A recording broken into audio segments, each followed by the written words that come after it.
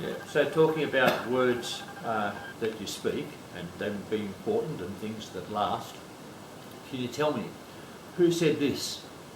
Turn the other cheek. Who said, judge not, lest you be judged? Who said, love your neighbour as yourself? Okay. Who said, the spirit is willing but the flesh is weak? Who said, O ye of little faith? The answer is, of course, Jesus. Jesus said all those things. Those things that are now part of our language and part of our culture, and they're there because Jesus spoke those words of truth, and they've become part of who we are as a people, as a nation. Your words can change the world.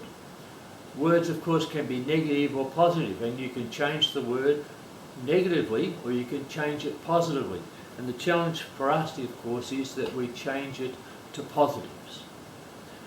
The fifth thing that really lasts is the acts of love.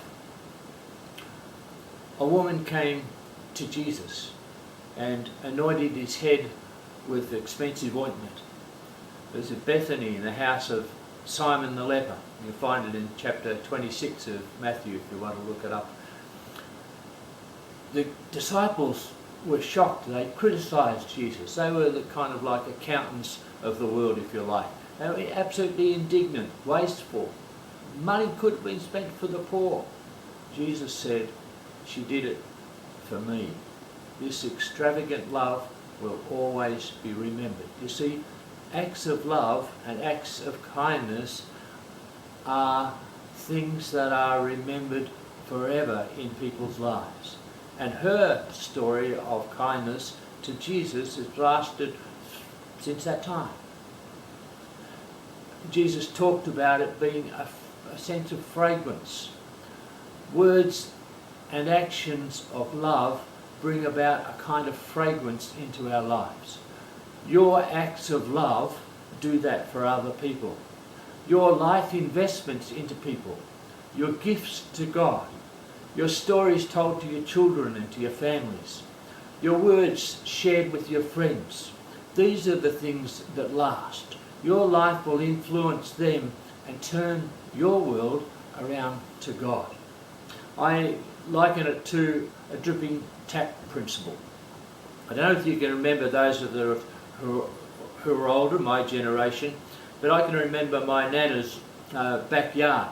And in the backyard there was a tap, and there was a concrete sink kind of thing, that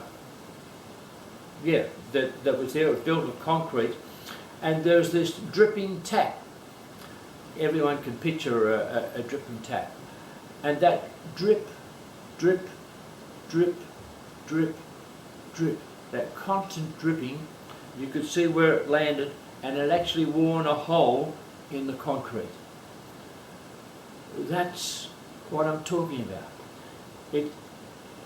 When you preach, when I preach, you probably forget what I've spoken of in a week's time. And what's the point of preaching? And I always say it's like the dripping tap. You don't remember the specific message. Some people remember one or two particular messages perhaps. But it's that constant feeding in of God's words, of Jesus' words, the stories of the Old Testament, the stories of Genesis, the stories of Jesus, the parables that Jesus told, that gradual dripping, dripping, dripping in. Brigitte in Sunday school does that all the time with her kids, teaching children at the very early part of their life the things of God, the things of truth. The dripping tap wears away the stone.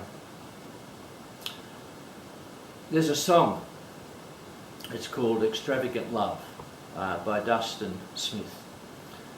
The thing that lasts above anything else that we do or anyone has been able to do in the history of our world is what Jesus has done for me and for you.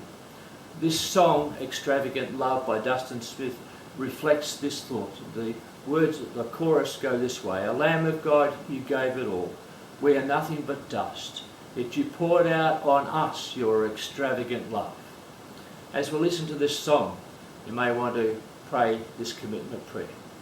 I give myself to you, Jesus, extravagantly, because you gave to me so extravagantly. Amen.